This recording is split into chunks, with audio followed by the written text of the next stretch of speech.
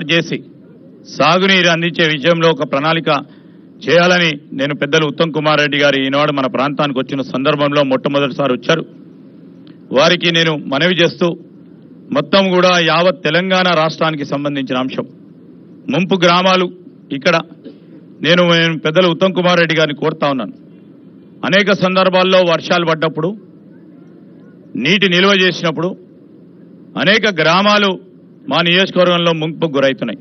అటు ప్రక్కన ఉన్న చెన్నూరు కానీ ఆ గ్రామాలు కూడా ముంపుకు గురవుతా ఉన్నాయి. ఆ నియోజకవర్గంలో నేను కోరుతా ఉన్నా ఒక ప్రత్యేకమైన ప్రణాళికలు తీసుకొని కరకట్టల నిర్మాణం చేసి మరి ముంపుకు గురి కాకుండా ఈ గ్రామ ప్రజలని అక్కడ వ్యవసాయం చేస్తా ఉన్న రైతు సోదరులను కాపాడే కార్యక్రమం చేయాలని, మరి అదేవిధంగా ఎక్కడైతే ముంపుకు గురైతా ఉన్నాయో భూ సేకరణ చేసి వారికి తగు విధమైన నష్టపరిహారం కలిగించి R&R ఇచ్చి వారి ఆదుకునే విధంగా ఒక ప్రణాళిక సిద్ధం చేసుకొని మనం అందరం కూడా ముందుకు పోవాలని వారిని కోరుతూ ఇక్కడ విచ్చేసిన మొట్టమొదటిసారి వచ్చేసిన మా గౌరవ సహచర మంత్రివర్యులకు ఈ నియోజకవర్గం తరఫున వారికి మొదటగా స్వాగతం సుస్వాగతం.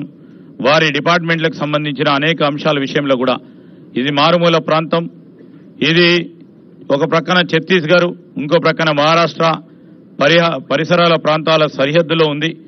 మరి ఇక్కడ ఉన్న మా ఎస్టీలు ఎస్సీలు బీసీలకు సంబంధించిన అనేక అంశాలు ఉంటే కనుక వారి సమస్యలను మరి ప్రత్యేక కోణంలో చూసి సమస్య పరిష్కారానికి మీరు తోడ్పాటు చేయాలని వారిని కూడా కోరుతూ ఇక్కడికి వచ్చేసిన మా పెద్దలు